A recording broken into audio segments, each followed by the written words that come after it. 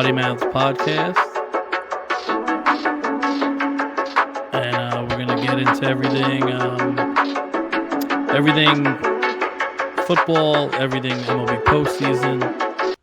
We'll get into a little bit of the WNBA playoffs, so we'll dive into it. Now. NFL weekend. We had some good games, some close games, especially in division. We'll start off with Vikings-Packers. Jordan Love came back, threw for a ton of yards, but I had 3 picks. Started the comeback late, a little too late. Minnesota goes to 4-0. They're hitting on all cylinders. They have a little late scare.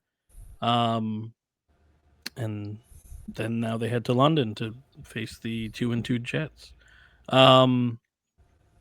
This was a classic. It reminded me of like Culpepper versus Favre or Rodgers or something like that. It was high-powered offenses, good weapons on both sides. Vin, I'll let you break it down from your end.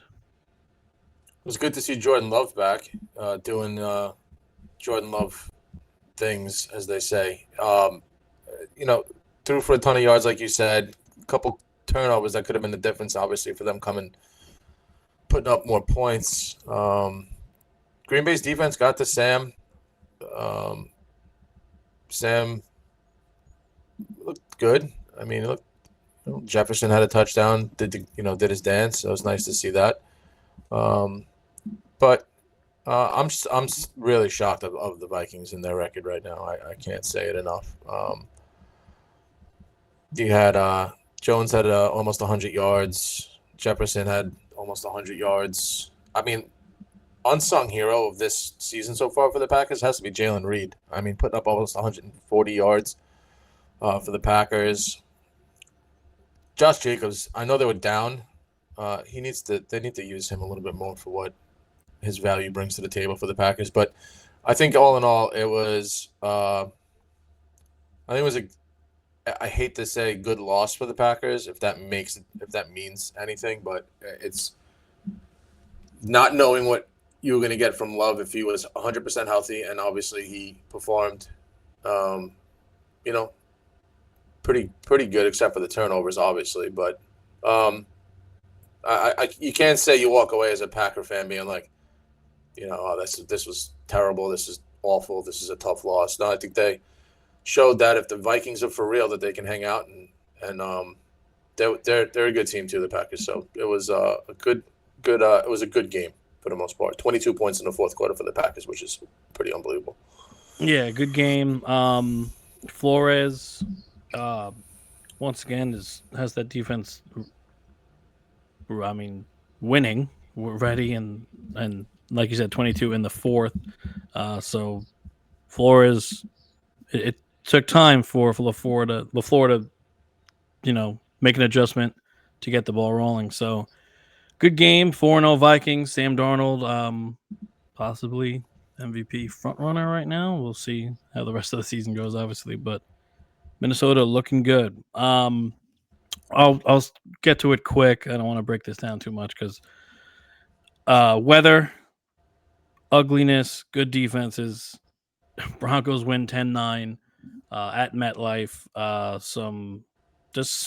And I don't mean sloppy, just the weather. I mean, there were penalties and nothing could get going for either team. They were both dealing with just a gross game. I think they'll be fine. I think both defenses are top 7, if not better.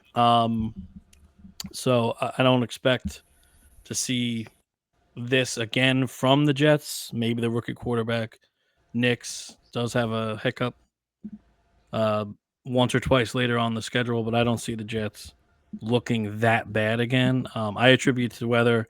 We don't have to get too far into it, but a quick thought on Broncos Jets. Where's Garrett Wilson and Brees Hall? I mean, Rodgers throws for 225. Bo Nix throws for 60 yards. Right? These are two stars I just mentioned. I have an answer for one. Guys that. Okay, can I have the answers? The answer for Garrett Wilson is Patrick Surtain's pretty damn good. That's what I'll say. That's fine. not many receivers are gonna get off on Sertan. But no, but yeah, Brees Hall's got to play better, and he said so himself.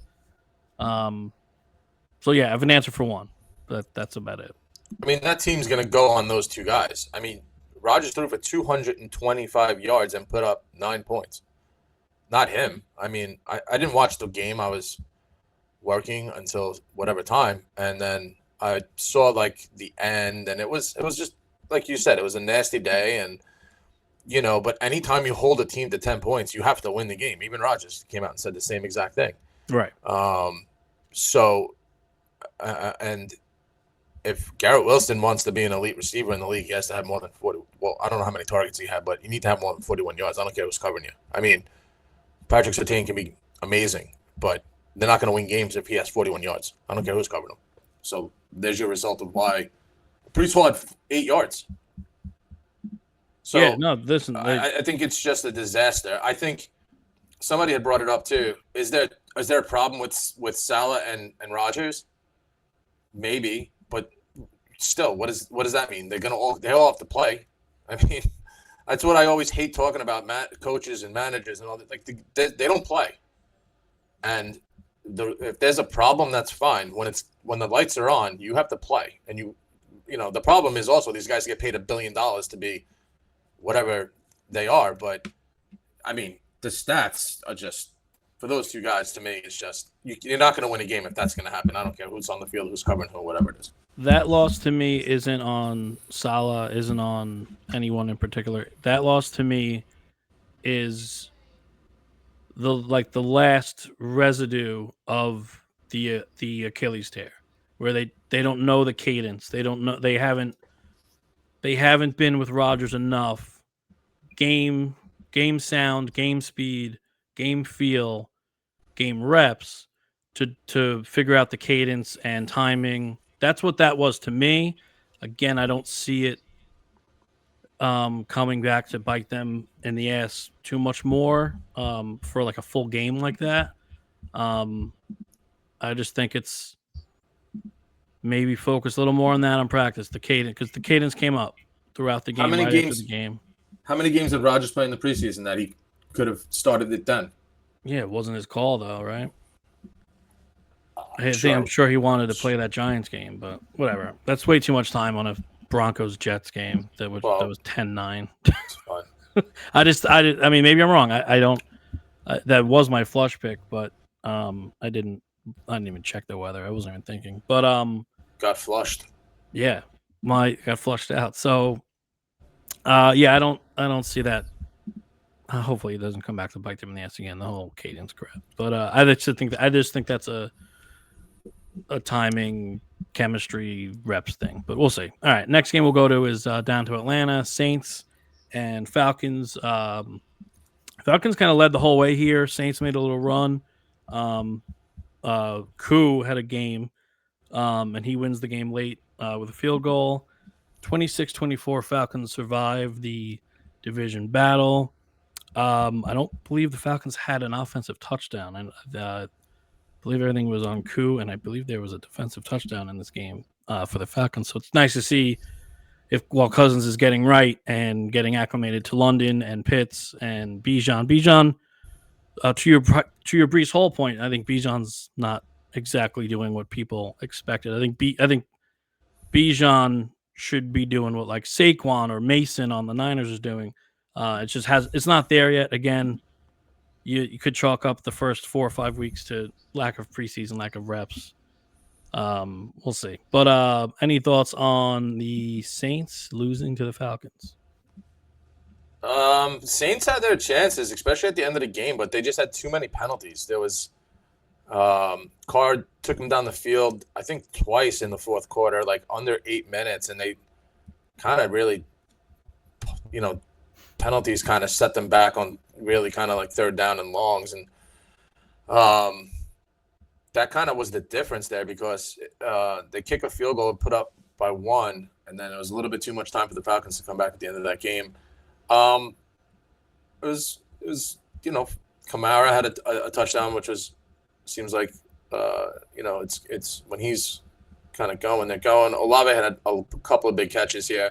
I think Taysom Hill got hurt in this game, which I'm sure put a wrinkle in their offensive plan here. But no, it was an exciting actually fourth quarter. I actually caught the end of it. It was a back and forth, but the penalty just killed the Saints, and a really sick catch by Olave that really kind of put them in contention at the end of that game, but it just wasn't enough, and defense couldn't kind of hold them at the end there. So we've talked about cool. We've talked about sorry, threw me out there. Cuckoo Cal. We've talked about the penalties being an issue in a lot of these games, and again, I'm going to chalk that up to no preseason, lack of reps, and just sloppy play, which usually in this new era of like no preseason reps for most guys usually gets cleaned up by week 6, week 7, but so we'll see. It's hard to watch. Like the Dallas game the other night, in the first 5 minutes of the Giant game, there was like 5 flags. It's disinteresting to a certain point too, because it just takes away from everything. I think you and I are in the minority where I'd rather watch Auburn, Ole Miss, 100%, than a shitty football game or an ugly, sloppy, gross football game. Like I if I didn't do fantasy, I don't know how many Monday night or Thursday night games I'm checking into. I'm not checking into any Thursday night games, mostly because they're awful. You can't you can't go back and say you can remember an awesome Thursday night game last year. They were like under like 30 points. There were bad teams playing. So much so, and it's such a simple fix. God, if you made me commissioner for a week. So much so though, to your point, that Amazon complained. And I also thought that I'm flying on Halloween, which is a Thursday, and the Jets play another. Where are you going? I had a wedding down south. Nice. The Jets play another Thursday night game against Houston on Halloween. I thought that teams could only have one Thursday night game, and the Jets just played a Thursday night game. When did that change? When the Jaguars were playing the Titans on a Thursday night and scored 6 points combined, probably. I'm making teams up and scores. Maybe I missed that, but anyway. No revenue. It's such like, come on, like, relax. Especially because my quarterback's 40 and can't beat the Broncos at home. I don't want Thursday night games anymore. But the fix is, hey, Goodell, don't have every fucking Thursday with a game. You wait until the bye week start, and then two teams that come off the bye play on Thursday. Yep. No, that makes a lot of sense. But that's all you have to do. That's why it's not done, though, because it makes sense. It's so stupid. And thank God the NFL's not talking about expansion like the MLB is. I don't know what they're doing either when you have the fucking White Sox out there. You have the White Sox, the Marlins, all these shit-ass teams. You want more? You're going to find more relief pitchers? No, you don't have enough now. It's brutal. Anyway. All right, next game we'll get into. Steelers go to the Colts, and Vegas knew something was up, but I don't think Vegas predicted how this was going to happen. Steelers lose 24-27, but it wasn't AR-15. It was Joe Flacco who stepped in for the injured Richardson, who got hurt when he got hit on the hip. I didn't even see the hit yet. But Flacco comes in and balls out like he did late last year for Cleveland. Pittsburgh's defense, I guess, I don't want to say fell asleep, but gave up some plays, and Steelers actually put up 24 points, which is impressive for them in Fields, especially on the road. But good game, but the Colts get out there Colts get out of there with a win with Joe Flacco. Any thoughts on the return of Joey F? No, I mean, Flacco came in and performed just like you said, like he did at the end of last year. I mean, found a bunch of guys that I don't think had a lot of catches. Like Josh Downs had a good game for them, almost 100 yards.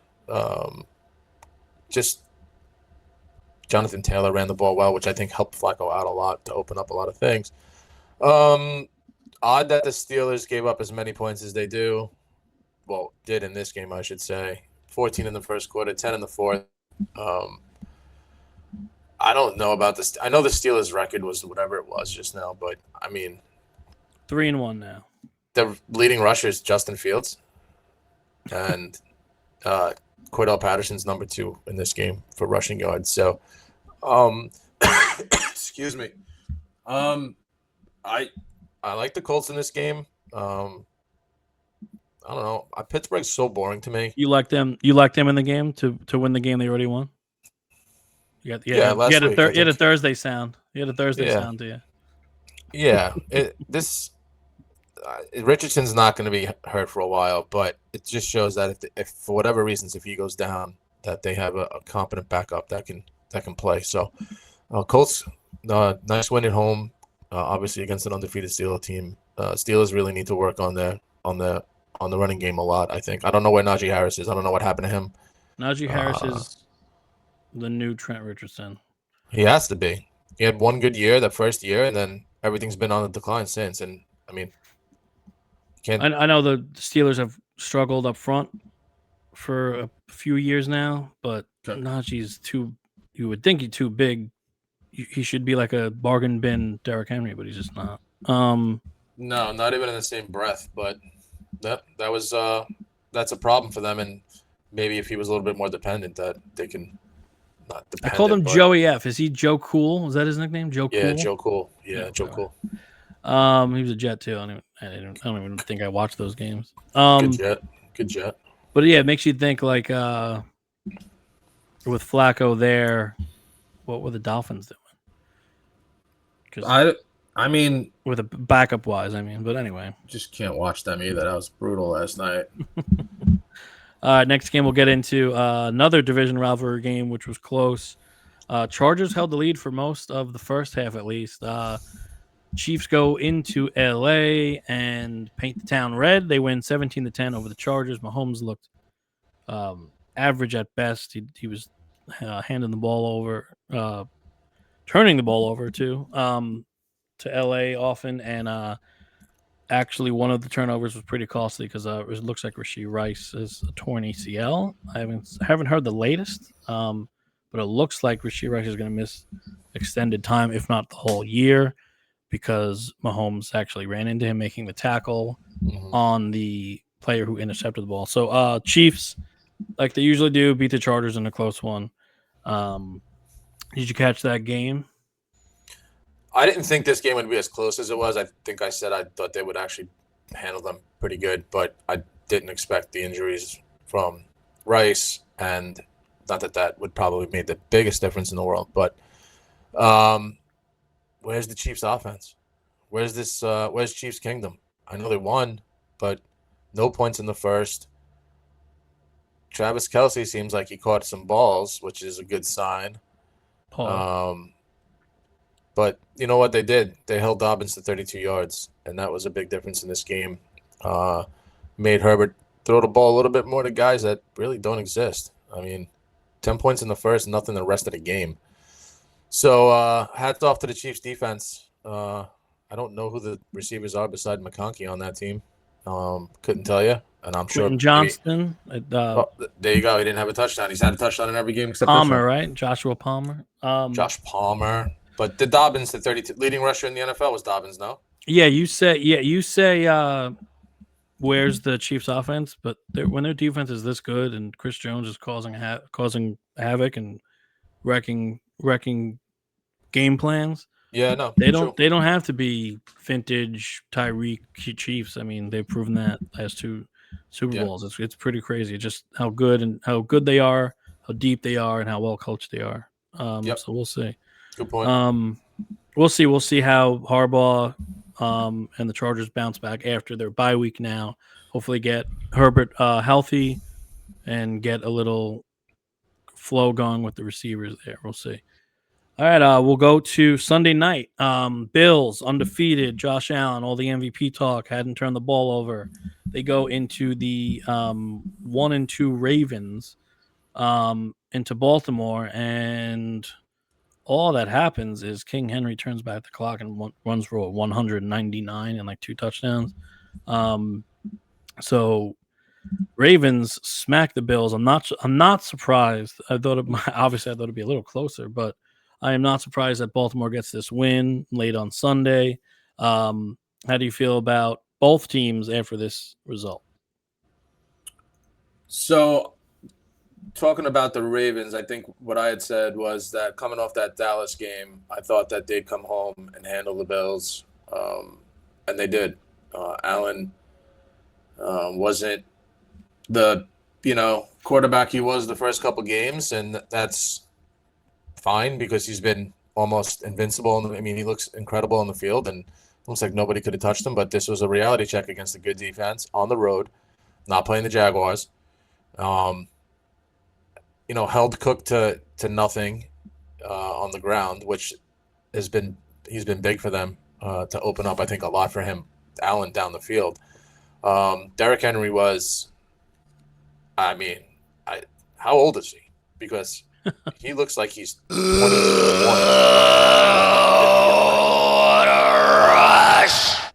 What an incredible, just a complete game by the Ravens. There was never a point where you would let them back in this game. Starting to get their feel for each other. Lamar doesn't have to run for 300 yards. He didn't even throw for 200. He just managed the game. I hate to say that, but I know he's an MVP. But when he has a game like he did the other night, that team is very good, where they're not relying on him to be Superman every third down. Getting out of trouble, extending plays. I said the Ravens are gonna win. That was one of my picks. Good win at home, and I think now they have another big game coming up this week too. I think they're playing. Who are they playing? They just played Buffalo. They got Ravens? Cincinnati at Cincinnati. Yeah, it's a big game for Cincy. Continue to march back into it. All right, last NFL game we'll get into was last night. It's not going to be the Mason Rudolph versus Huntley game that everyone loved. It's going to be the Seahawks at Lions. Fun game to watch. Big performances out of Kenneth Walker, DK Metcalf in a losing effort. Geno threw for, I believe, 355 yards. No, 395, almost 395. I forgot the last drive. Then that must have been before the last drive. So Seattle looks good, just didn't have enough to match a good Lions offense that made big plays. Goff with the receiving touchdown from Amon-Ra St. Brown. St. Brown caught one. Jameson Williams took one, 70 yards to the house. Gibbs with 2 touchdowns. Montgomery with one. Fun game to watch. The better of the 2 Monday night games by far. And the Lions look like the same old Lions from recent history. And that's Seattle's first loss on the road in a tough environment. I'm not worried about either team after this game. I expect Kenneth Walker to do Kenneth Walker things the rest of the season. I should have put the picture of him flipping himself over the defender to get the first down. That was awesome. He did 2 flips.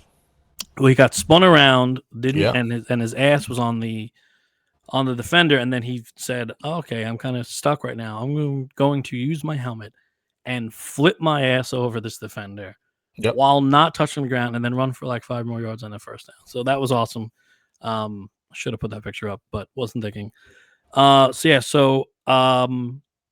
Entertaining game, good offenses, good defenses, but the defenses took a backseat to the weapons on offense last night. Thoughts, feelings? What do you got for me on that game? Geno is ageless. This is the same guy that the Jets drafted, and he looks last couple of years. He looks like, I don't know. Everything he was at West Virginia, I could, he was good there. It was just an offensive performance here last night. The bomb to Williams was awesome. The Detroit special, is that what they call it now? I guess so. I watched the game. Golf to the races. Goff was 18 for 18 last night throwing the ball. Yeah,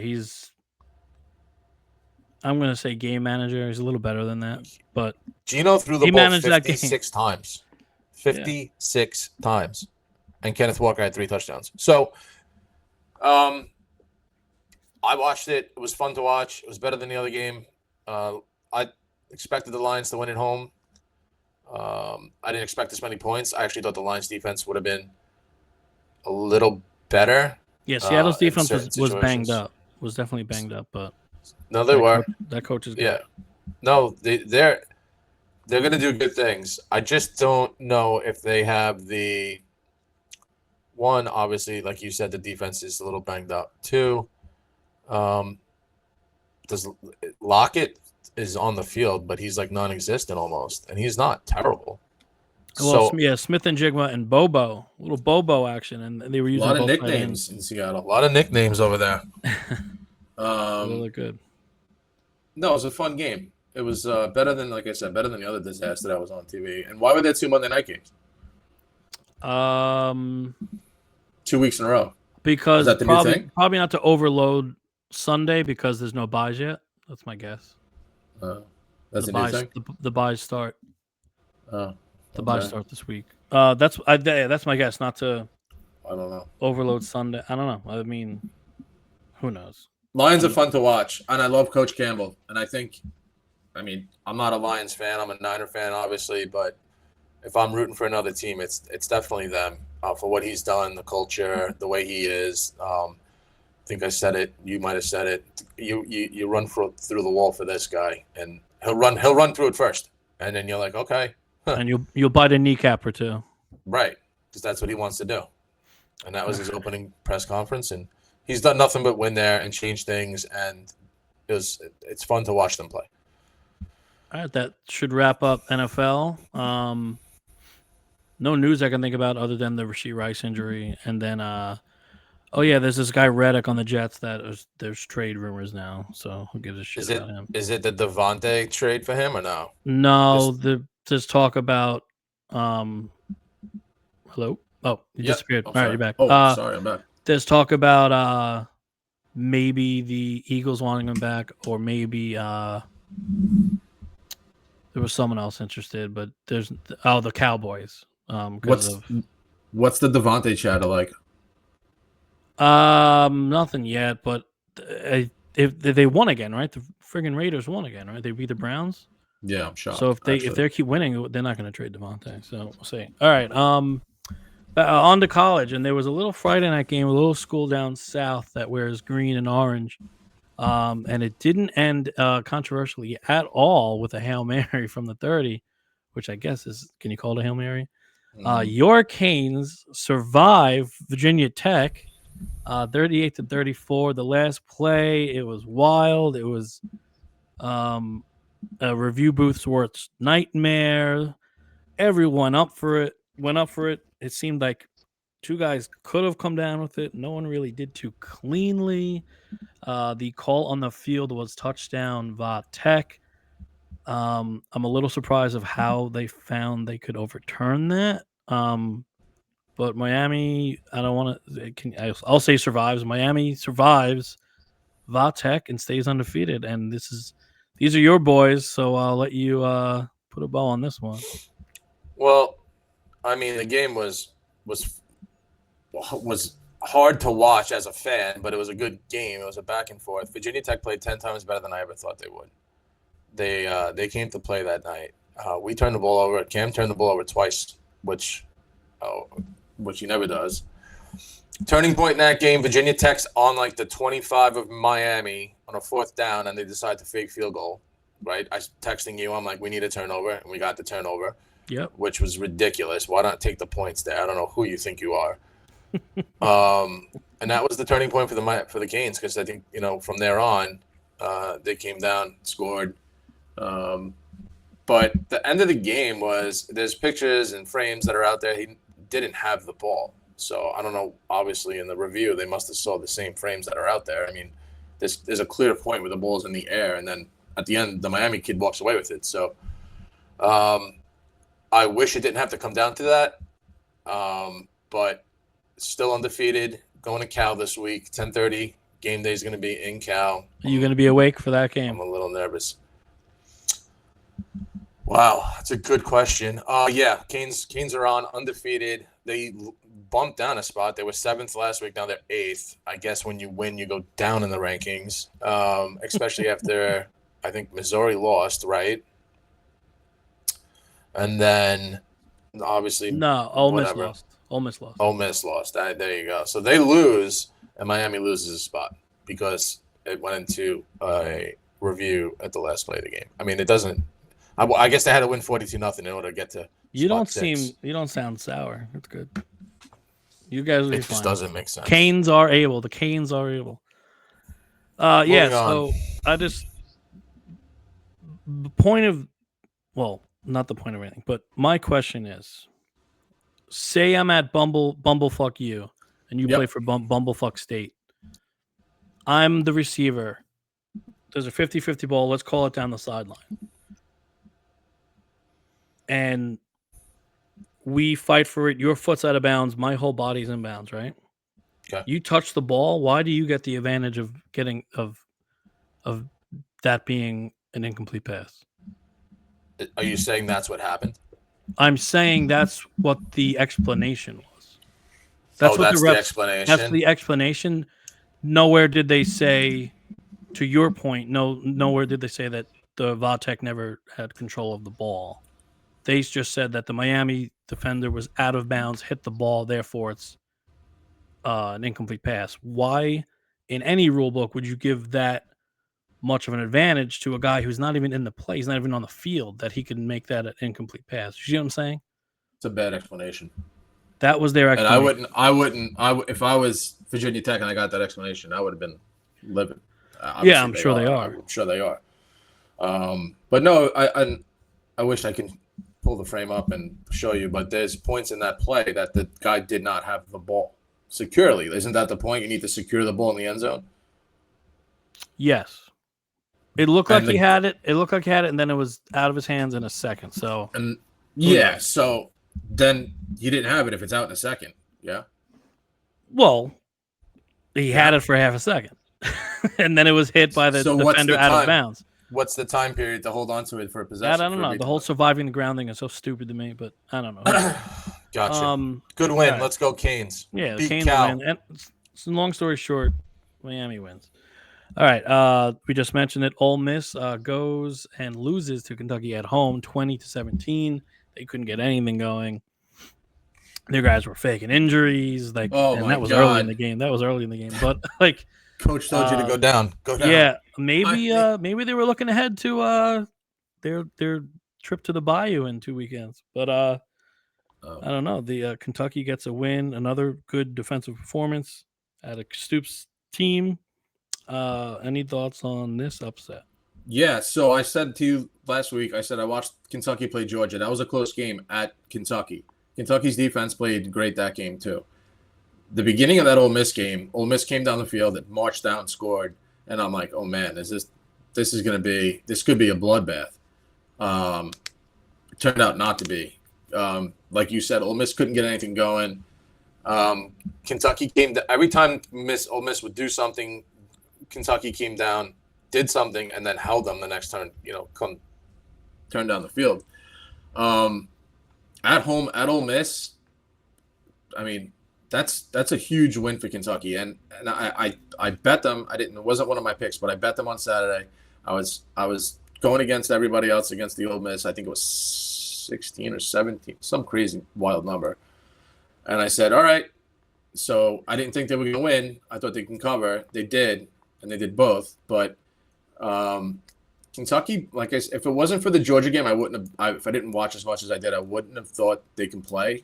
And I know it was home, and I know it's SEC. I get it. I got the whole story. But no, they came out and definitely, obviously, raised a lot of eyebrows, I think, in that conference, and shows that they're pretty damn good. And I love when SEC teams that are ranked like that lose, because it just shows how hard that conference is. And it was a fun game to watch too. I mean, it wasn't like a 55-50 game, but it was a good SEC football, two good teams. But holding Ole Miss to 0 points in 2 quarters is pretty unbelievable. So Yeah, it's impressive. it's Coach Stoops. Give that man a raise, or he's gonna go coach somewhere else pretty soon. 2 other things that are impressive is I just added a picture mid Of the recording frame? mid recording. I threw the Kentucky pick up. Look at me. That's probably ugly. It's probably sloppy, but we'll see. And also impressive is the SEC is so good that, like you said, when number 6 Ole Miss loses at home, Miami can't even take their place. Right. No, yeah. So they don't deserve to for that loss. I mean, for that win against Virginia Tech, they don't. I mean, in a normal world, if that was another SEC team, they'd be jumped in the spot, right? That was LSU. They'd be there right now. You'd think so. All right, quick. So. We don't have to get too much into this one. But Oklahoma down 11 in going into the 4th at Auburn. They come back and they score 16, right? In the 4th, they win 27-21. Upset. Well, not upset. Comeback against Auburn. It wasn't an upset, but and they shell shock Auburn. And my buddy Matt, who just I guess knows he's not a big college football guy, but we were out at the bar and he pointed to the score. I guess it might have been like 21-10 at the point. Auburn was leading, and my buddy Matt goes, "Oh, you're right." Yeah, my buddy Matt goes, "Well, why is Auburn not ranked?" And I just like gave a little shrug. Like it was allowed. There was live music. I didn't feel like getting into it. Then all of a sudden I turn around and I believe it was 24-21. Or I believe it's 24-21 Oklahoma, and then I tap him on the shoulder. I go, that's why they're not right. So quick, Oklahoma makes the quarterback change. Yeah, it's gonna do wonders for them because maybe they can actually have somewhat of an offense now. Playing the new QB, the young kid. So, just a quick thought on that one from you. We got anything?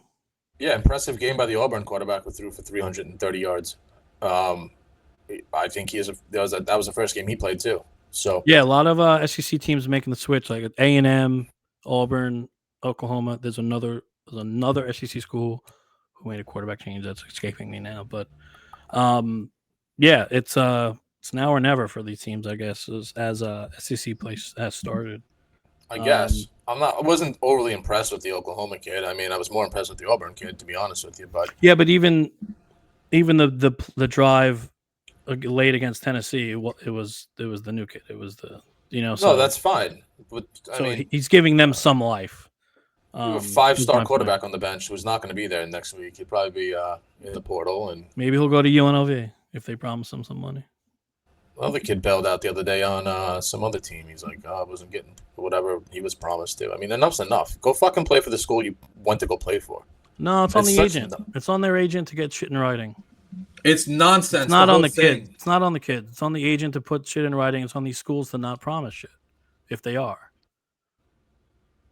In the new world of NIL, it's not on these kids. I'm not going to bash these kids for leaving or anything because the coaches. These schools make Brian Kelly, my coach, did it to 2 schools. I think the whole thing's ridiculous. I think there's no regulations on it. It's then so your agent now. So it's to blame the agent that the 2 kids from UNLV bailed. By the way, UNLV's having an amazing season and they blew out Fresno. They don't even need those 2 kids. You committed to all your teammates and your coaching staff and your university, and just like you said, if it's in writing or not in writing, so now your agent's to blame, and you're going to bounce on all this on your whole team and everything that's been given to you so far, regardless of what you didn't get, because of what? First of all, you're playing at UNLV. There's a reason you're playing at UNLV. Okay. And the number 2 part of it is that if you were, I don't know what was promised, what wasn't promised. I think a lot of it's he said, she said kind of stuff. But what about the other kids that are out there performing that don't get anything? Do you think the players on the Jets have any ill will towards Hassan Reddick? 100%. You don't think they're, hey, I will not get involved because that's his money, that's his wallet? Because that's how pros think. They That's go, professional you do you. football. This is NCAA football. Well, now they're getting paid, so you kind of have to. The lines are blurred. So Hassan Reddick has been in the league and has performed to whatever level he thinks he deserves economically, compared to a kid who's 19 years old. Is fair out point. of high school. Fair point. You can say I don't see the he quit conversation on with his that. team, but if he was promised money, then it's on his agent to get that in writing, and it's on these schools to not back out of. I don't know. Listen, none of us were there. None of us know what's going on, but I don't know. This isn't something that could have been worked out during the season or after the season. That you can't say that. Okay, listen. Well, the guy who runs the Circa, right, the old hotel, he said he'll cover the difference. But to your point, can he go back into that locker room? No. So I don't know. If he keeps winning, I don't think people will care. No, but like I said in the beginning too, like it's college sports has been destroyed from this whole process. I disagree, in my opinion, but I know a lot of people. What do you mean? Listen, I've been the benefactor of it. You don't. I love it. If you're gonna get me Paul Skeens, you're gonna get me Angel Reese, you're gonna get me Livy Dunn, and national championships come with these kids who excel at their sport and get NIL and bring money into the school and bring eyes to the school. And so they weren't going to play college sports if they didn't get paid? They weren't going to go to LSU if they didn't get the money. They were going to go somewhere, and someone said it the other day. I think Cam Newton was talking to kids from Colorado, I think, or somebody said something. It was almost to the point of getting. If you're good enough, they're going to come and find you, no matter what the circumstances are. So Paul Skeens was going to go play college baseball, and he was going to be successful. And whether he's at LSU or he's at, But he did end up at my school and with US NIL. And did you contribute NIL? No, my broke ass. That's why do I have that's why I have a podcast. Let's go. No, I'm just saying, like, maybe if I went to small school, Northeast, Midwest, maybe I'd be bothered by this. But I mean, that's what it is. I mean, that's Matt Rule said it's going to cost us $2.5 million to get a quarterback, and then boom, Dylan Raiola is on his team a week later. And the brother's committed. Yeah, the Pat Mahomes wannabe, and then his little brother looks like Mahomes' little brother, which is very weird. But maybe it's the dad's kids, and he's been drinking a lot. Great Met. No, so I don't know. It is what it is. It is what it is, and if you got to adapt. And I was talking about this recently. Maybe I mentioned it with you in the past too. Like, it's funny. Like, NIL becomes a thing, and look at who's no longer there. It's Coach K, Saban, Roy Williams. They're all gone. They didn't want to deal with it. It seems like. And then who's still hanging around? It's the Bill Selfs, it's the Patinos, the Caliparis, the guys who always were perceived to be dirtier than most, especially Bill Self. But anyway, they're right where they want to be. They're still coaching. They're still trying to get their guys at new schools. So can I just ask a question here for this? And this is just my thought on this whole thing, and then we can move on finally. Why can't these kids sign their deals and not get their money until they're done with school?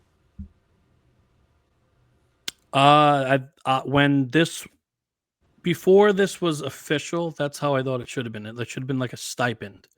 And if you're good enough to play at a Power 5 school, I'm just using football for example, and you forego whether it's a 4-year stipend or yearly stipend. If you decide you're going to declare early and go to the NFL, go declare for the draft with a year of eligibility left, that money's not yours anymore. Because you're about to go make millions of dollars. So maybe it should be at the end of every year, because that'd be rough to say, oh, Cam Ward, you played 4 years here and another year there, like, but we're not going to give you this money. But he already played those years, so that would be tough. So maybe it would be year by year stipend.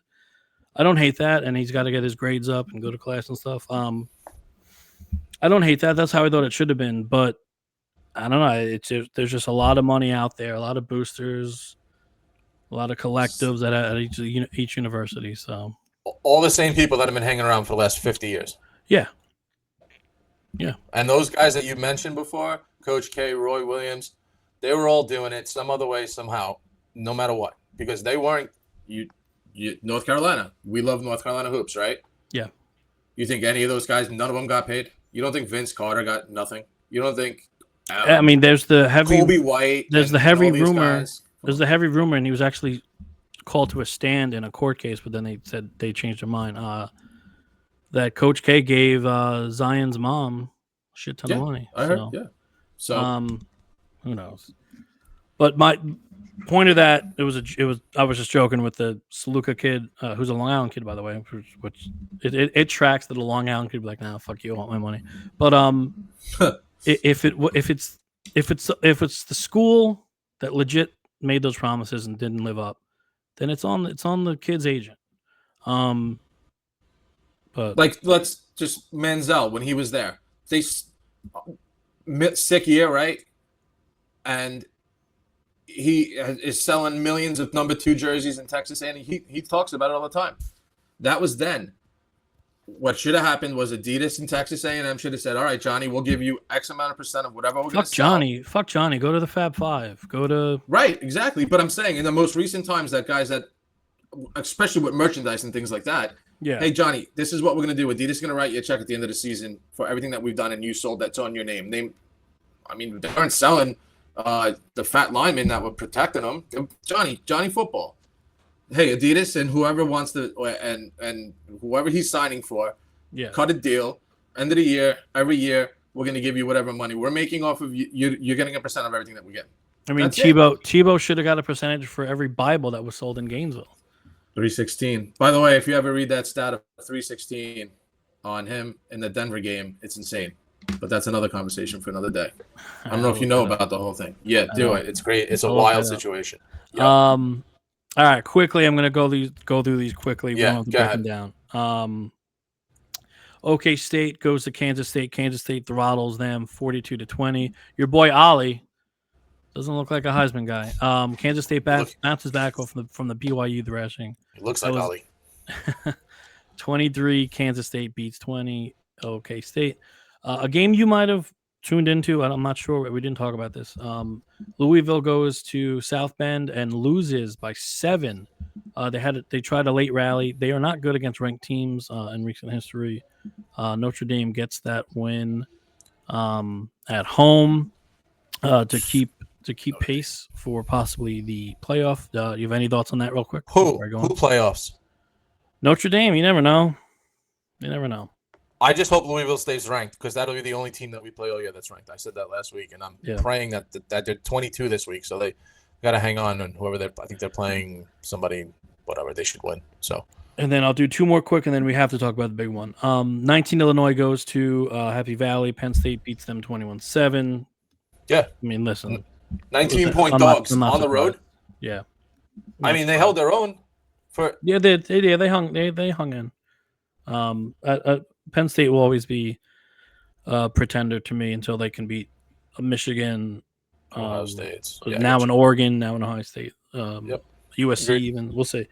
And then Arizona goes to Utah and beats number 10 Utah 23-10. They need Cam Rising back, and they probably won't lose again. I love Utah. I love Whittingham. He's a great coach. I don't know why people don't talk about him more. But I guess that's just a letdown game after the Stillwater victory. Anything on those before we go to the Super Bowl of college football? Notre Dame is not making the playoffs. All right. Fair enough. All right. No, we don't have to talk about that because I agree with you to date. But we'll see if there's more upsets on the horizon. Number 2, Georgia goes to number 4, Alabama. What a fucking game. Alabama comes out 28-0 right away, right? 28-0. And it just looks like it's nighty night to Kirby Smart and his 1960s haircut. But then, boom, Mr. Beck, right? Yeah, Mr. Leads Beck. leads the Bulldogs, and they take the lead late. And then Jalen Miro, boom, boom, down the Yep. field. Yeah. Game for the ages, instant classic. Georgia 34, Bama 41, all in regulation. These teams are legit. They are deep. They are scary. They are talented. They are fast. They are better than most. I would love to see this rematch in maybe a semifinal. Any thoughts on the game that was? Alabama at home. I picked them on the show last week. I said I think they're going to win this game. I know we're talking 2-4. I was not expecting them to come out 28-0 like they did. That freshman receiver on Alabama. Ryan Williams. How much money is he getting paid? What's he getting? Well, he's not going to UNLV. Ryan Williams and Jeremiah Smith are going to be fucking phenomenal for the Lights out. next 3 years. And then on Sundays, they're going to be just as good. I mean, most of them go to the NFL, and they're okay. But he's, was pretty incredible in that game. You got this kid on the Alabama. Obviously, I think he's leading the Heisman now at this point, voting wise. He should be at least. Over Cam? 17 yards on the over 100. Well, Cam Ward has played the Sisters of the Poor all year. This game here puts you on the map, and 117 yards on the ground, 374 in the air. Come on. That's insane. I'm hoping my boy Nuss can get invited to New York. He won't win, but I'm hoping he. Who? My boy Nussmeyer. I'm hoping he's like fourth. The LSU quarterback. I love him, actually. The LSU quarterback. I'm hoping he can sneak in. I didn't know his name. He's mechanically very good. All right, that does it for football. Let's get into the news we care about. The game starts pretty shortly. 2.5 hours. So we have the MLB postseason. So I text Vinny. Yesterday, let's get our MLB postseason predictions up. So I am going to put up the graphic now. This is the bracket, the MLB playoffs, thanks to CBS Sports. Stole it from them. We have the Mets, who had a roller coaster of a doubleheader just in that first game. They go down 3-0 right away. Then they have a 6-run inning. They're up 6-3. Then boom, it's 7-6 Braves. Then all of a sudden it's 8-7 Lindor with the heroics late.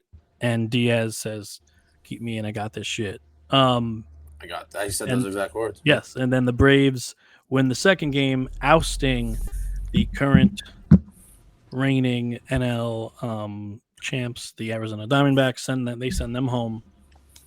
So we'll go series by series. We'll start in the AL because why not? We're NL guys. Game that is going on right now. Game 1 in Houston. Last check is 3-0 Tigers. First and second, top 5. And yes, it's 3-0 Tigers. Skubal with the lead.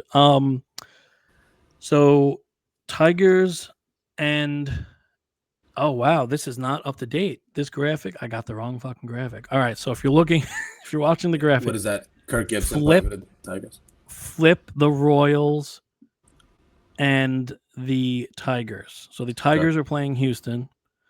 Vin, who do you like in this series?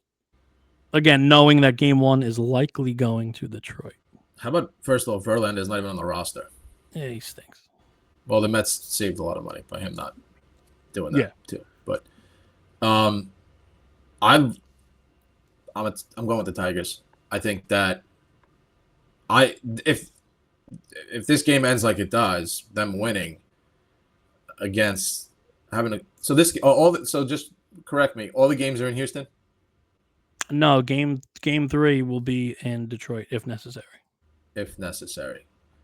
So I'm gonna go with the Tigers. They've been I lied to you. They're all in Houston, right? They're all in Houston, yes. Correct, because that's what happened with the Mets against the Padres, and they lost all the games. No, I think the Tigers, since Javi Baez has been on the bench, has been one of the best teams to watch. They're fun. They're young. Scuba's unbelievable. I had him in my fantasy team a couple of years before this, and I didn't have him this year because he's been okay, but now he's everything that he should be. That team is playing. I mean, Houston's, veteran leader, veteran team's been there before. That's the only thing that scared me in this series because there's really no dominant team in this whole bracket, except for if you want to throw the Phillies, maybe. That could be like You're calling the Phillies more dominant than the number one seed Dodgers? Who's I'm just pitching asking. for the Dodgers? I'm not arguing. I'm just asking who's on the roster pitching for the Dodgers. They locked up the number one seed somehow. No. That's my point. I'm just saying. I don't. Right? American League wise, I'm not. You can. Anybody can win this in this bracket. Am I a mess right now? Am I all over the place? Anybody can win. In the American League. Yeah, it's all open. I mean. So I like the Tigers in this series. I'm gonna take them to move on to the next round, which they would play the Indians or whatever you call them, Guardians. So you have Tigers versus Guardians. All right. What about the other wild card? Who are you taking with the Royals and the O's? Man, this is I think the toughest of all of them. If I'm looking at even in the National League. Okay, whoever wins game one, it's huge because it's Burns. Yeah. I'm going. I don't care who it is, to be honest with you, because they're both going to beat the Yankees, whoever it is. Because the Yankees can't beat either one of those two teams, and they haven't in the last couple series they played. And the Royals, I think, dismantled them. I think Lugo threw a complete game shutout against them. I like the Royals. I like these young teams that are hungry in there, and I'm not saying the Orioles aren't. I mean, don't get me wrong. I just, like you said, if Burns doesn't win, then what? Yeah. Then you go to Zach Eflin and then what? Perez, Yuri, whatever his name is. I mean, that's the answer right there. I think at least you got Lugo. I think Reagan's throwing today, if I'm not mistaken. But I think it goes Reagan's, Lugo, Waka. All had phenomenal years. Which is amazing, right? I mean, like I said, I think when we were talking about this in the beginning, not last week, maybe the week before, when we were talking about manager of the year, this man right here, whoever's coaching them, is Ed Yost. I know is it Yost? So I'm going Royals to move on.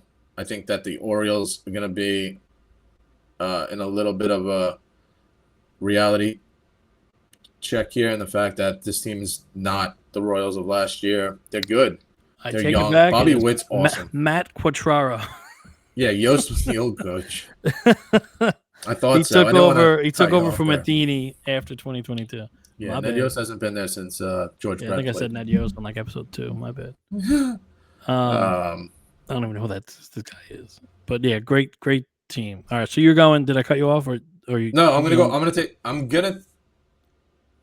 I just don't see the Orioles, if they're gonna win, have to put more runs up. And I don't know if the Royals staff is gonna be giving up those runs. They need Adley Rutschman to perform. Show up, and he hasn't all year. So yeah. Right, so you have we'll just do the AL for you, and then I'll do my AL, and then we'll do. Let me hear your AL. What do you got?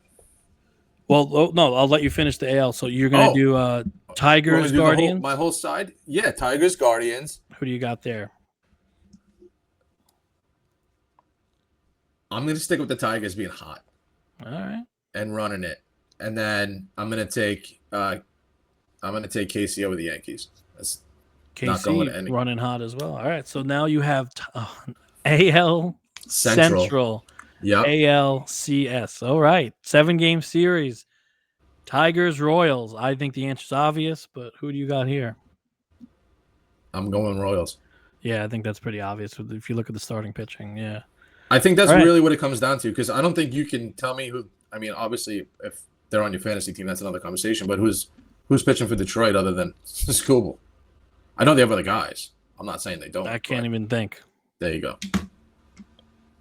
Didn't they trade? They had Flaherty, right? And Jack Flaherty. Didn't they have Flaherty this year? And then they traded. I think everybody had Flaherty. I think the Orioles had him last year, and it was a Cardinal before that. Yeah, no, I mean, the Indians are no Bieber. You need to have pitching in the postseason, unfortunately, and I don't think they got the horses there. Bieber was hanging out with Diddy. All All right, so you have the Royals representing the AL in the World Series. All right, so I'll do my AL now. I know it's 3-0 Tigers. I know they're a great story, but the Astros know what they're doing. The Astros could come back today and win this game. Give me the Astros in a 3-game series. If Grayson Rodriguez was still healthy, Grayson, there you go. If he was still healthy, I have to say the O's. I'm an O's guy. I like what's going on there. I like the youth. Me too. I like the patience. I like what's going on. I like the Burns. They were all in. They traded a hell of a prospect to Miami because they had too many prospects. Which is scary. Yeah, it's scary. Cowser probably gonna be rookie of the year, right?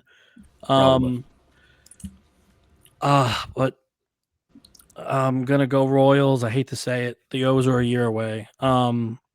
We say that for the last 3 years now, though. Yeah, but they need a healthy staff, and they need Adley to be Adley, and they'll be fine.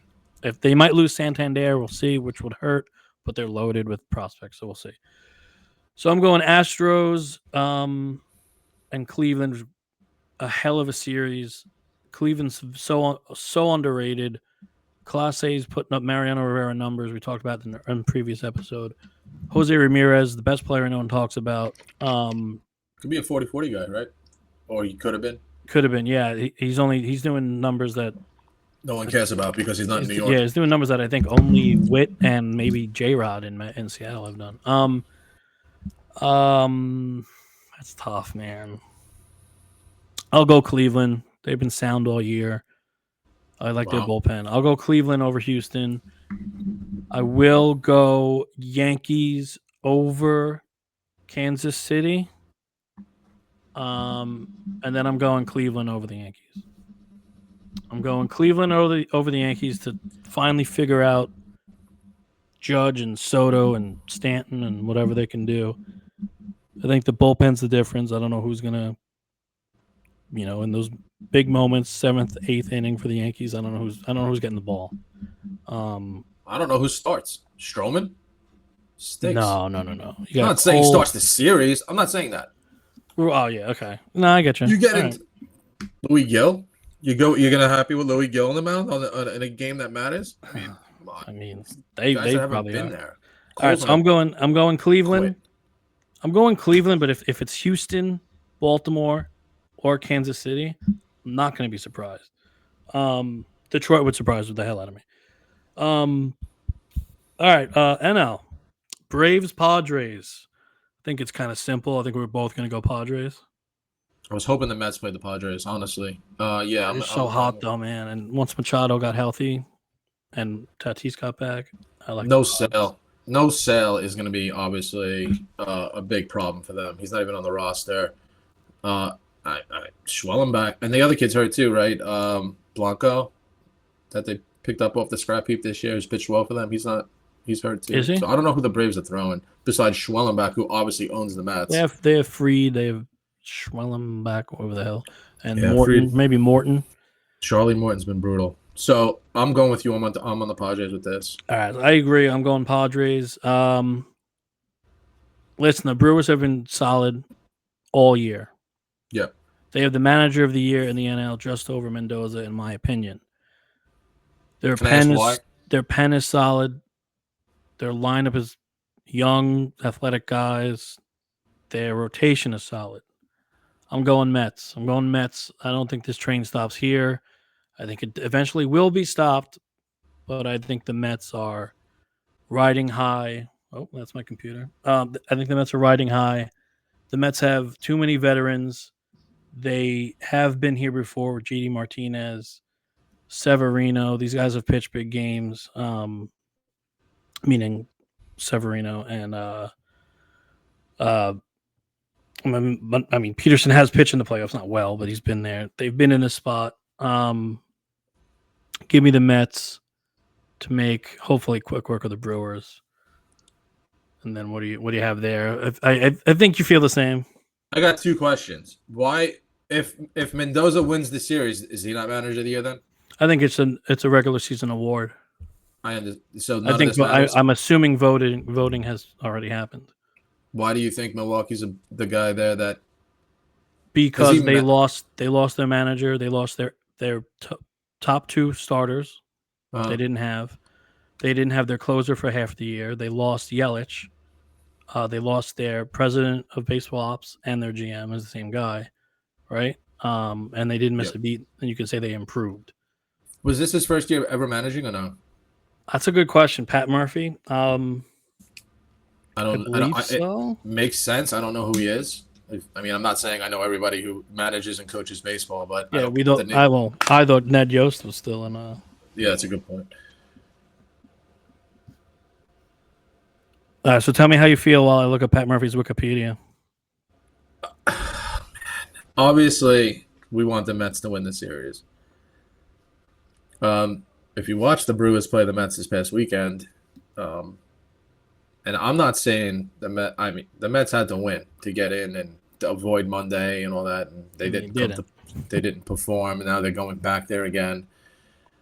The one thing I do like for the Mets is that they're coming off of we watched the game here yesterday, going back and forth and shared our feelings on what we wanted and what we really wanted and how we didn't want certain things. But I'm taking the Mets here too in this series just because, just like the Tigers, what I said against Houston and the Royals, it's the same thing.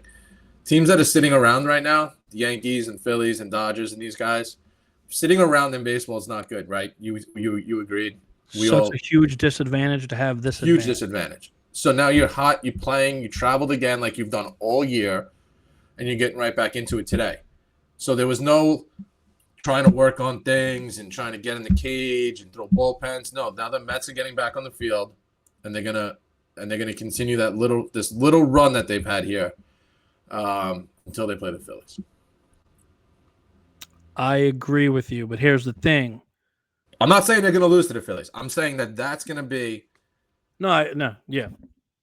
fair point. If the Mets play the Phillies, that's going to be the best series of this whole thing, this whole playoff bracket. That's your World Series. Oh, my World Series at least. I can see why you say that. All right, so we're both going Mets. We both went Padres. Yeah. I think the Dodgers pitching is too hurt. When you're talking about possibly pitching Ohtani in the World Series, that's alarming, even though he could do it, and his fucking legacy, the aura, the everything about Ohtani would grow and just add to his what's the word I'm looking for? Legacy, I guess legacy.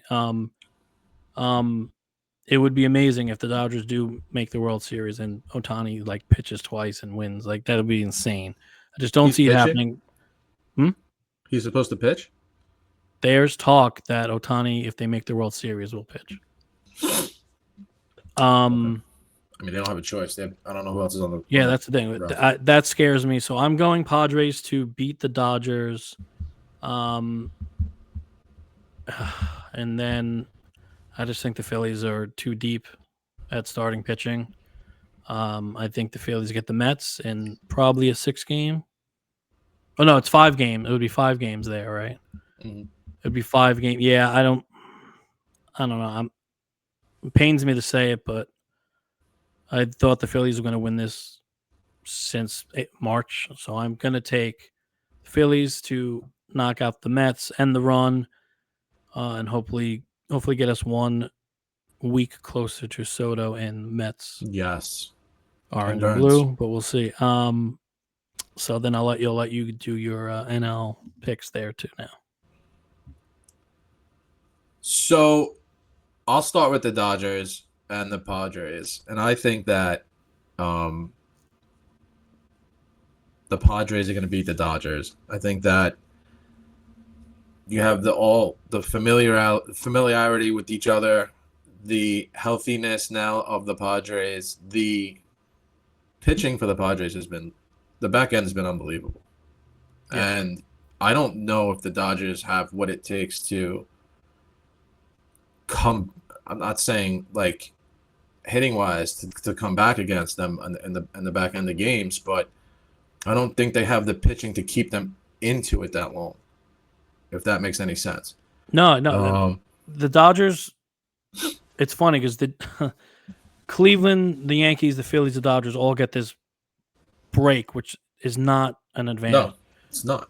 But I could see it actually being an advantage for LA if they have to figure out whatever the fuck's going on with their staff. Right. But I still think the Padres are too hot.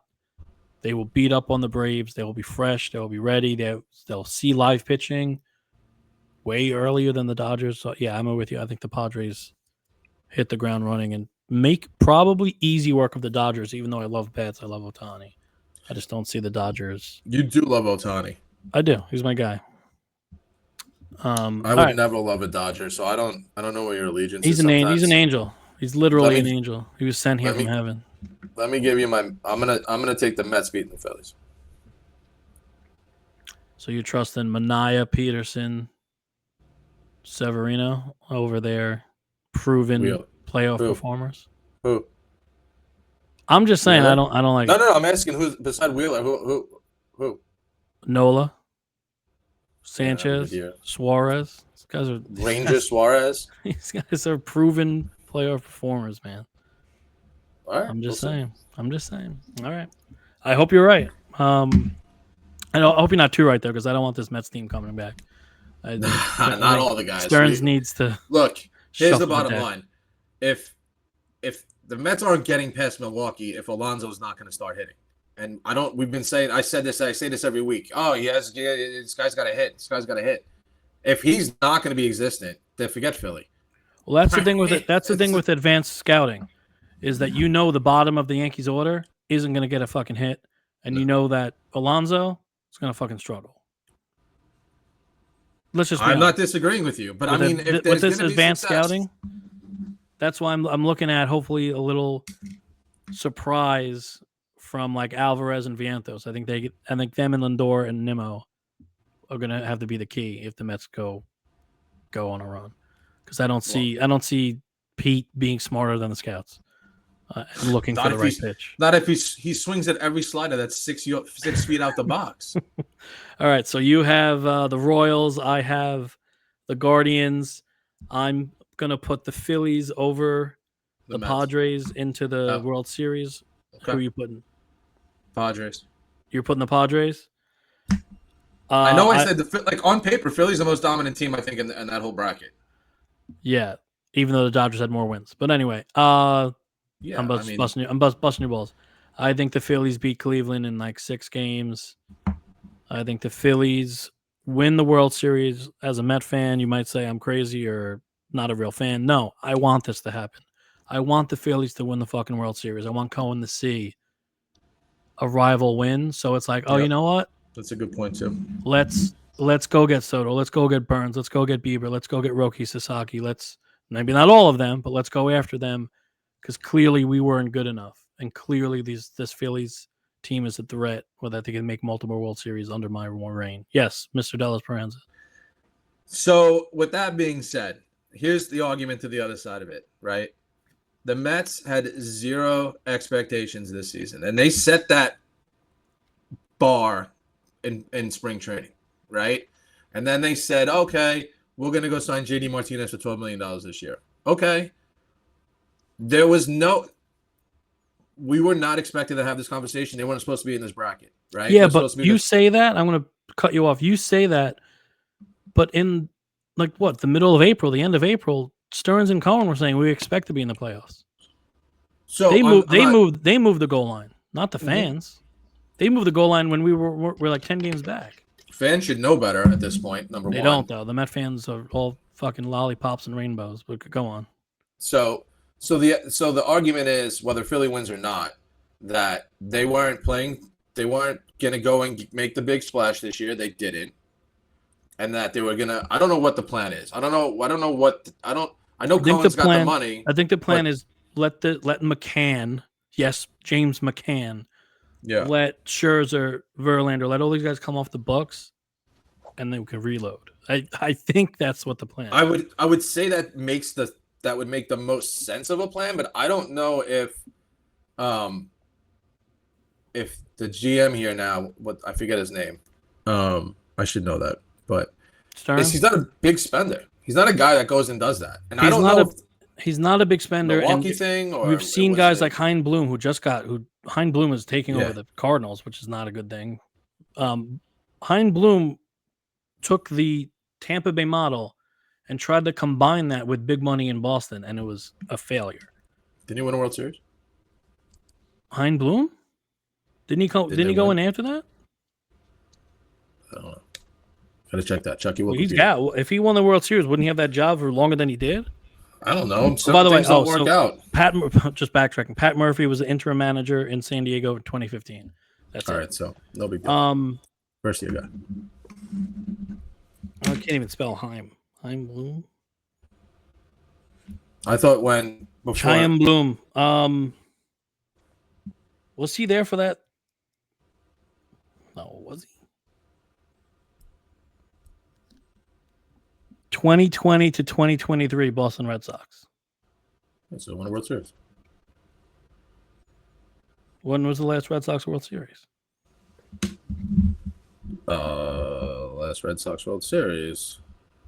We do our research, listeners and followers. When did 2018? So I'm dating myself. So yeah, Bloom was a failure there, and he was either forced to, or I believe he was forced to sell and trade Mookie Betts, which was stupid. But for Verdugo, who's allergic to gloves. But all right, Stinks. I cut you off. Stinks. I cut you off, but yes, you're right. Stearns has never dealt with this money. Yeah. No GM has ever dealt with this money. No. So we'll see. But was it like what I was saying? Was it a Milwaukee thing where his hands were tied, where he's like, "Oh, I can only go and sign, whoever." And by the way, whoever he did sign for the amount of money he did, they were always successful. So that's not a question. And some of the things that he did this year were super smart, and the fact that he can flip guys, same guy, he can get rid of, get him back, get money on both of them, and get rid of them again, which is amazing to me. I think he did that like 2 different times with 2 different players that the Mets had. Send them away for cash, get them back, send them away again, which is business, right? And then the other part of it is some of the guys that he got at the trade deadline. Once again, are you in it this year or are you not in it this year? If you're saying that they set the bar in April that they're going to make the playoffs, then you're going to tell me that Paul Blackburn is your guy? And this schmo from the Marlins that they traded Pat LaFrida steak sandwiches for? I'm in a group chat. Stinks. Two of my friends, they're both Met fans. All 3 of us are different level Met fans. I used to be diehard. They can do no wrong. Now I'm a realist. I don't live in the moment. And my friend Brian said, "Who do you credit most with the turnaround?" Mm-hmm. And he said Lindor, Stearns, Cohen, the pitching staff, blah blah blah blah blah. My answer is Zach Short and Brett Beatty. Yeah, if they didn't fucking suck, then we don't have OMG. We don't have the team bonding. We don't have Vientos who carried us for a little bit, especially when JD started getting cold. That's my kidding answer. The real answer is Manaea, Severino, Peterson. Don't get me wrong. Peterson didn't play the whole year. When Mendoza decided to put Lindor in the leadoff, that changed everything. So that was great. I'm not giving Cohen and Stearns their roses because, the Mets made the playoffs. Great. These moves, he was filling holes. He wasn't signing guys for the future. He didn't give Severino 3 years because he knew Severino was going to pitch this well. He didn't give Manaea 4 years because, you know what I mean? Like he was filling holes. This is a transition year. They played well enough. I mean, they should listen. They're paid very well. They've been in the playoffs before. The guys that were holdovers: Nimmo, Alonso, Lindor, Alvarez, and Vientos are studs. JD Martinez has been in the World Series. Obviously, he was filling holes. He wasn't putting together a winner. That's my. When you're done. Yeah, absolutely. I'm done. That's what I'm saying. No, I completely agree with you. And here's my and I don't know if these people are still employed or not, but there was a guy that thought that Francisco Alvarez last year wasn't ready to play on this major league roster, and they decided to keep the 2 guys that they had last year. Both, the backup catcher making a lot of money. Narvaez and Narvaez making $10 million combined in a season, and your best catcher is down in AAA, who can control that staff. That was a problem. He's not good defensively. He's fine, and he can hit. Bad optics, number 1. Number 2, bringing Vientos up last year and not playing him was shameful. Starting Vientos in AAA this year. And if you didn't watch Iglesias play this spring and not think he has the best hands on the infield, then you're not a Met fan and you didn't watch baseball. And you don't know baseball. He's the best defensive player in the whole infield. And for him to be... We need Zach Short up. And who was the other guy you just mentioned? Brett Beatty? No, there was another guy on the roster, too, that they let go. That was on the opening day roster. And I'm like, what are we doing? This is why your expectations are what they are. J.D. Stewart? DJ Stewart. No, it was another infielder, like another Zach Short kind of guy. Like he was, whatever it was. Those are the things that aggravate me. And thank God Vientos, if he would have played, probably would have had close to 40 home runs. Yeah. And Brett Beatty is not David Wright. Let's move on from that. He's not even on the postseason roster. The other thing I'll say is, if our damn bullpen wasn't so damn bad in the spring, right? And Stearns signed a ton of guys, and they all stunk. And that Fujinama guy didn't even make the majors. So I know he was hurt, but still.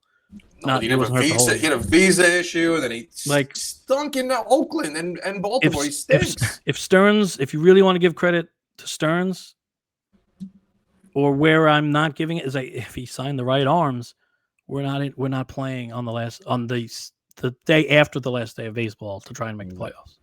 There you go. Because it was Reed Garrett and no one. That said, I do like Blackburn. I do like Maton. He made smart little moves, but again, not Maton. Yes, Blackburn is a train wreck.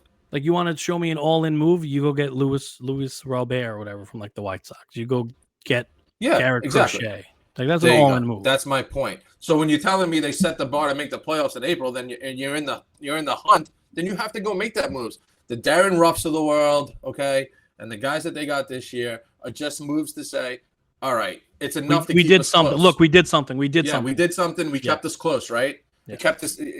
Nobody came to see Paul Blackburn pitch in August. Nobody gives a shit. I'm with you. All right, so I got to recap, I got the Phillies over the Guardians, and you have the Royals losing to the Padres? Yes. Okay. All right, so we'll see how we do there. And then quickly, before we get the hell out of here and get to watch some Met playoff baseball and some Champions League soccer, the Liberty are up 1-0 in the best of 5 over the Aces. Game 2 is tonight. The Suns stole a game in Minnesota over the Lynx. Game 2 is tonight. These are both best of 5s.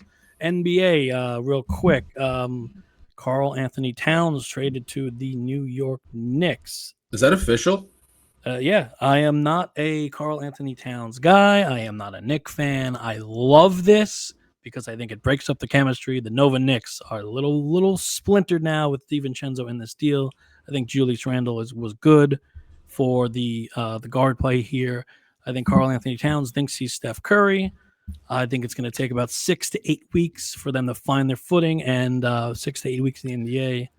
You could be a 7 seed in the playoffs if you don't. Sounds like a disgruntled Bulls fan to me. No, listen, Bulls are the Bulls, and the Knicks are trying to be the Celtics, and I don't see this. Karl Anthony Towns isn't the guy. He's soft. He doesn't play in the post. You've seen a lot of him play? Yeah. And I don't watch a lot of NBA, but the Timberwolves made up their mind. DiVincenzo. And he's gone. And now this makes the Knicks bench not even existent because now Hart has to start when DiVincenzo would have started and you would have had guys coming off the bench. But yeah, I think this shortens the Knicks rotation. They better not get an injury. But one thing I will say is that, and I read this and I agree with this, and Brunson and him both can't handle the ball. And Randall likes to Randall likes to handle the ball just as much as anybody else does. They made it work. They made it work to 2 runs as top 4 seeds. Randall didn't play the last 4 months of the season this year, and it looked like it. I think he got the short end of the stick. I don't like the trade. I'm not saying that Towns isn't whatever. Towns is and this is going to sound weird, and I'll get called a hater. Towns is the worst All-Star in the NBA. Won a 3-point contest. Yeah, and that went to his head, and he thinks he's Curry. I saw him fight Embiid, and I have respect for that. So you saw him get choked out and tapped out by Ben Simmons. Ben Simmons is coming back. He said he's healthy. I know that's a yearly thing. The last thing on that trade is good for the Timberwolves. They're going to lock up Naz Reid, who I believe is a better fit for them next to Gobert. Naz Reid's a hell of a fucking player, LSU guy. They've decided it's Ant's team, and it should be. Ant is the future. Ant's the next Dwayne Wade kind of guy, Kobe Bryant kind of guy. So I'm excited to see Ant take the reins with two vets in DiVincenzo and Randall. And then two somber notes to end the show. We lost to Dikembe Mutombo, NBA Hall of Famer, second all-time in blocks, 4-time Defensive Player of the Year. Good guy. I don't know his whole story, but I know he did lots of things for the kids in Africa. I believe he was like building hospitals out there and stuff. Who? Good. Dikembe Mutombo. Oh, He passed away. Brain cancer at the age of 58. So young. Gone too soon. Forgot he was a Knick.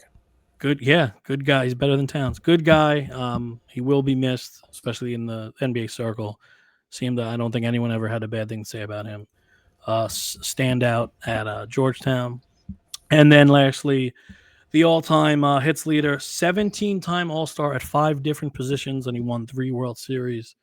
Can't say Hall of Famer, not yet at least. We'll see if they put him in post-mortem. The gambling controversy. Yeah, Pete Rose dead at the age of 83.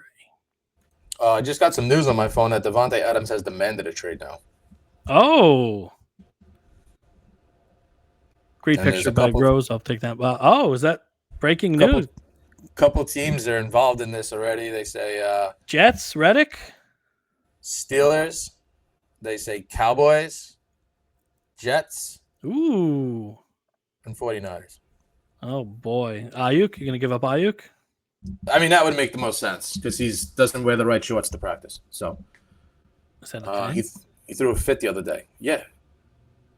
He threw a fit because Shanahan threw him out of practice because he had the wrong shorts on. God. All right, we're going to end this. As always, thank you for watching. Please like, subscribe, share. Tell us how we're doing in the comments. Doesn't hurt. Friendly criticism. Be honest with us. We're always honest with you. Tune in Thursday for our predictions and our flush picks. Vin, say goodbye to the good people. Thank you, everybody. We appreciate you. And please join us on Thursday for the upcoming Week 5 already for football and a Miami Hurricane victory at 10:30 at night against Cal ESPN. You might not be. Well, you're just waking up and I'm watching. Yeah. I have breakfast. All right.